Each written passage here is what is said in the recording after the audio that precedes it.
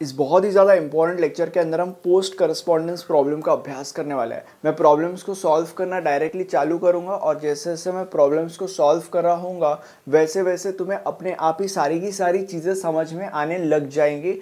This topic is that easy. ठीक है, तो अभी मैं पहला प्रॉब्लम सॉल्व करना चालू कर रहा हूँ, एक बार रीड कर देता हूँ। Find whether the list m is equal to this and n is equal to that have a post correspondence solution for x2 x1 x3 and y2 y1 y3।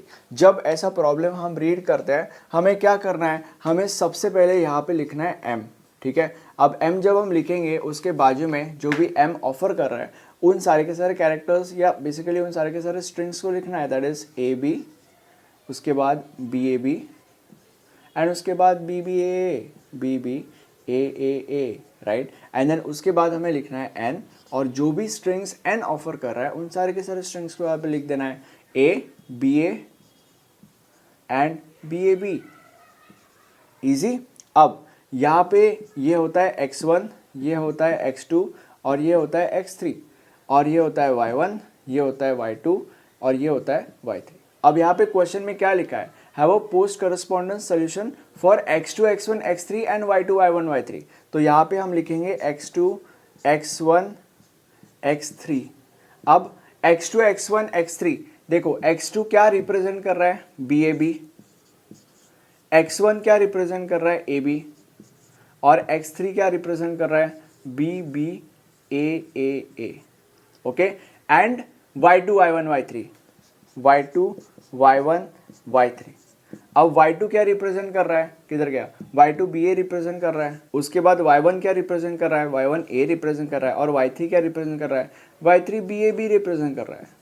ठीक है, अब दोनों को कंपेयर करो, क्या दोनों सेम है, क्या दोनों में कोई भी सिमिलैरिटी भी है? And the answer is no. दोनों की लेंथ भी बहुत छोटी है। There is literally no similarities between these two strings and that is the reason why this problem is undecidable.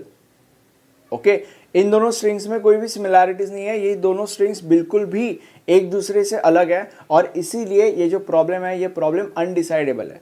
अभी इस केस में हम क्या लिखेंगे, इस केस में हम ये लिखेंगे कि in this case there is no solution. In this case there is no solution because this x2 x1 x3 is not equal to y2 y1 y3। आगे हम ये भी लिख सकते हैं कि the length aren't same and इसीलिए ये जो पूरा का पूरा प्रॉब्लम है ये प्रॉब्लम जैसे कि मैंने बोला अनडिसाइडेबल प्रॉब्लम है। तो आगे हम लिखेंगे द पीसीपी मतलब पोस्ट करस्पॉन्डेंस प्रॉब्लम, मतलब ये पीसीपी इज अनडिसाइडेबल। ठीक है, एंड ये हमारा क्वेश्चन खत्म हो चुका है। अब हम सेकंड क्वेश्चन के ऊपर बढ़ेंगे। यहाँ पे जो चीज़ें मैं कह रहा था ना, ऐसा हो सकता है कि तुम्हें कुछ चीज़ें ना समझे, दैट इज टोटली फाइन। वो चीज़ें आपको यहाँ पे समझ जाएगी क्योंकि ये जो प्रॉब्लम है वो इस प्रॉब्लम का एग्जैक्टली अपोजिट है। ओके, अब हम शुरू करते हैं। Find whether the list m is equal to this and n is equal to that have a post correspondence solution. अब यहाँ पे देखो, सबसे पहले m हम लिखेंगे m, what m has to offer A B B A and A and what n has to offer, n has to offer b b a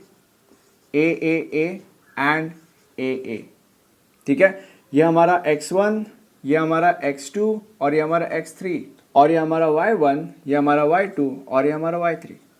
ठीक है, अब यहाँ पे देखो, जैसे यहाँ पे दिया था फॉर दिस एंड दिस, यहाँ पे कुछ दिया नहीं है। ठीक है, तो इस केस में हमें क्या करना है, इस केस में हमें एक ऐसा कॉम्बिनेशन ढूंढना है इसका एंड इसका जो मैच कर रहा है। तो अभी इन दोनों के बीच में कौन सा ऐसा कॉम्बिनेशन है जो मैच करेगा? देखो, इन दोनों के बीच में x2 x1 x3 and y2 y1 y3 ये एक ऐसा कॉम्बिनेशन है जो मैच करेगा। और मुझे कैसे पता चला भाई? देखो, अगर तुम प्रैक्टिस करोगे ना तो ये देखते से तुम पहचान जाओगे कि कौन सा कॉम्बिनेशन मैच कर रहा है और कौन सा कॉम्बिनेशन नहीं कर रहा है। तो प्लीज़ प्रैक्टिस करो।